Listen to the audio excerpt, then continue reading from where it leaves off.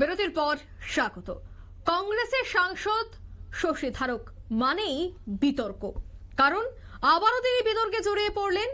BJP সরকারের প্রশংসায় পঞ্চমুখ কংগ্রেস সাংসদ শশী থারুক। ইউক্রেন রাশিয়া যুদ্ধ নিয়ে বললেন মোদী সরকার শুরু থেকেই সঠিক ভূমিকা নিয়েছে। আমি যা বলেছিলাম তা ভুল ছিল, কেন্দ্রীয় সরকার সঠিক ছিল। ঠিক একেবারে কোট আনকোট কিন্তু এই কথাই বললেন কংগ্রেস সাংসদ শশী থারুক। সেই বিষয়ে বিস্তারিত জানবো। টেলিফোন লাইনে যুক্ত হয়ে গেছে প্রতিনিধি রাজীব দত্ত। রাজীব, শশী থারুক আবারও নয়া বিতর্কে জড়ালেন। মোদী সরকারের রীতিমতো তিনি প্রশংসায় পঞ্চমুখ হলেন এবং তার এই প্রশংসাকে কেন্দ্র করে আবারও সংবাদ শিরোনামে তিনি উঠে এসেছেন। কি বলবে রাজনৈতিক মহলে এই মুহূর্তে এই বিষয়টা নিয়ে কি জল্পনা রয়েছে?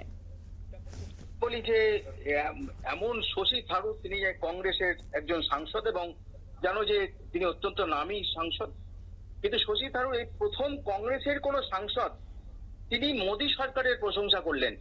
যেখানে পার্লামেন্টে দেখছি আমরা, লোকসভা রাজ্যসভায় প্রতিদিন এবং প্রতিটা জনসভায় বড় সোনিয়া গান্ধী, রাহুল গান্ধী সহ কংগ্রেস নেতারা বিজেপি সরকার তথা মোদীকে মোদীকে বিভিন্ন কটূক্তি করছেন, দেশকে বিক্রি করে দেওয়ার অভিযোগ তুলছেন, দেশের সংহতি নষ্ট করে দিচ্ছে এরকম অভিযোগ তুলছেন, মানুষে মানুষে বিভাজন তৈরি করছেন।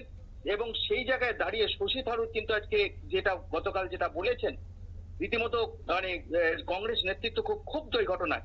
কি বললেন শশী থারুক?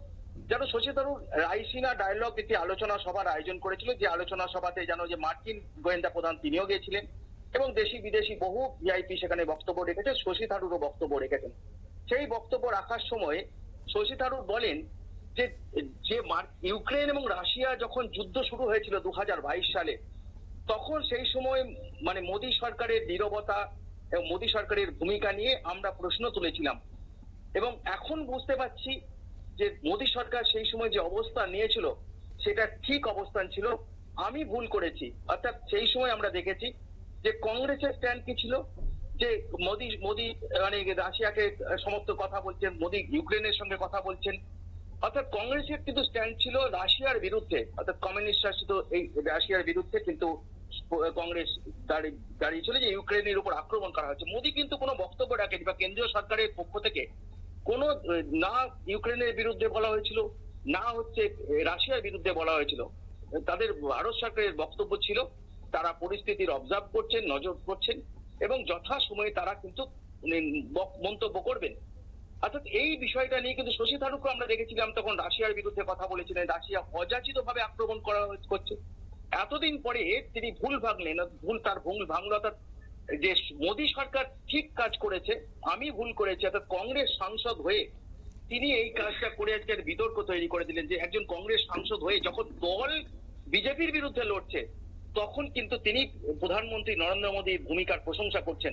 আমরা কয়েকদিন আগে দেখেছি, গত ফেব্রুয়ারি মাসেই কেরলের বাম সরকার সেখানে বিজয়ন সরকারের প্রশংসা করেছিলেন। কি বলেছিলেন? যে স্টার্ট আপ সেক্টর গুলো, অর্থাৎ ছোট ছোট যে নতুন নতুন সেক্টর গুলো, ব্যবসা বাণিজ্য সেক্টর গুলো আসছে, সেখানে কেরল অত্যন্ত ভালো কাজ করছে এবং সেটা নিয়ে বিতর্ক তৈরি হয়। তারপরেই দেখা যায় যে কংগ্রেসের কেরল নেতৃত্ব তার বিরুদ্ধে ক্ষোভ উগড়ে দেন। তারা এমনকি তাদের যে মুখপত্র আছে সেই মুখপত্রে শশী থারুরের নাম না করে রীতিমতো শশী থারুরকে বিষোদ্গার করা হয়েছিল। এমনকি দিল্লির হাইকমান্ড তারাও শশী থারুরকে সাবধান করেছিল যে এই ধরনের মন্তব্য করা থেকে বিরত থাকার। কেন বলেছিলেন? যে কংগ্রেসের বক্তব্য ছিল কেরালায় যখন কংগ্রেস শক্তিশালী হচ্ছে, অর্থাৎ ইউডিএফ যখন শক্তিশালী হচ্ছে, সেই সময় শশী থারুর, কেরালার মানুষ, কেরল থেকে নির্বাচিত সাংসদ, তিনি যদি এই ধরনের মন্তব্য করেন তাহলে তো দল কংগ্রেস দুর্বল হয়ে যাবে। অর্থাৎ তিনি বিতর্কের মাঝে করে কিন্তু তিনি বলেছিলেন যে তিনি বাম সরকারের প্রশংসা করেননি। তিনি বলেছেন স্টার্ট আপ যেগুলো আছে, নতুন যে সমস্ত ব্যবসা তৈরি সূচনা হচ্ছে, সেই সমস্ত কাজগুলো ভালো হচ্ছে, রাজ্য এগুচ্ছে। অর্থাৎ তিনি সরাসরি এড়িয়ে গেছিলেন যে বাম সরকারের তিনি প্রশংসা করেন, তাকে ভুল বোঝা হচ্ছে। কিন্তু এই বিতর্কের মধ্যে তারপরেই কিন্তু তাকে সাবধান করা হয়েছিল দল থেকে। আজ কিন্তু গতকাল তিনি আবার একটা বিতর্ক তৈরি করে দিলেন, যে সরকারের বিরুদ্ধে প্রতিনিয়ত তার দল যুদ্ধ ঘোষণা করেছে। এখন তো জানো প্রতিদিন এখন জাল ভোটার নিয়ে হচ্ছে, প্রতিদিন সংসদে এই নিয়ে রাহুল গান্ধী, প্রিয়াঙ্কা গান্ধী এবং সোনিয়া গান্ধীরা তারা লড়াই করছেন, কংগ্রেস লড়াই করছে, এই সরকার বিজেপি সরকারের বিরুদ্ধে বিষোদ্গার চলছে। সেই অবস্থা দাঁড়িয়ে শশী থারুরের এই যে বক্তব্য, সেটা যে বিরোধী অর্থাৎ বিজেপি সরকারকে ইন্ধন দেবে, তারা যে অনেকটাই ইতিবাচক মানে পেলেন, ইতিবাচক একটা সাফল্য পেলেন, যে কংগ্রেস সাংসদ প্রশংসা করছে, তাদের দিকটা অনেক ভালো হলো, এইটা যেন তারা এটা নিয়ে প্রচার করতে পারবেন, সেটা কিন্তু শশী থারুরের এই অস্ত্র কিন্তু বিজেপির হাতে তুলে দিল। যে কংগ্রেস যখন বিরোধিতা করছে এই সরকারের ভূমিকা নিয়ে, এমনকি আন্তর্জাতিক নীতি নিয়ে বিরোধিতা করছে, সেই অবস্থা দাঁড়িয়ে যে মোদী সরকারকে প্রশংসা এবং আন্তর্জাতিক নীতিকেই তো এটা প্রশংসা করলো, অর্থাৎ সে আন্তর্জাতিক নীতিকেও প্রশংসা করছে তার দলের একজন অত্যন্ত পরিচিত এবং নামী সাংসদ শশী থারুর।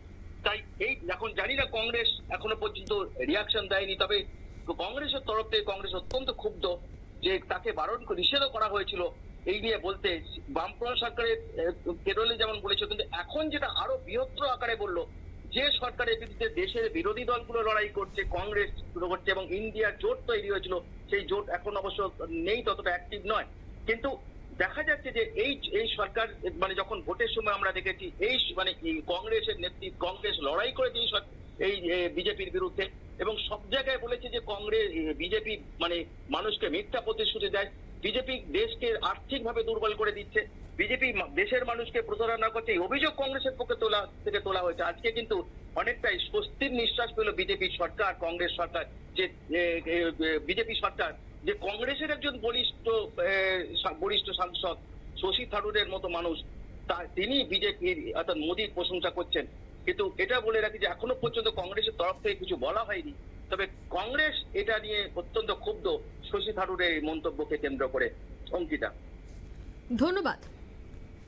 অর্থাৎ শশী থারুর আবারও বিতর্কে জড়িয়ে গেলেন, যে জায়গায় দল অর্থাৎ তারই কংগ্রেস বিভিন্ন সময় মোদীকে নিশানা করছে, যে বিষয়গুলি নিয়ে মোদীকে নিশানা করছে, এবার এই বিষয় নিয়েই এই কংগ্রেসের সাংসদ শশী থারুর একেবারে দলের উল্টো পথে তিনি হেঁটে মোদীর প্রশংসায় পঞ্চমুখ হলেন।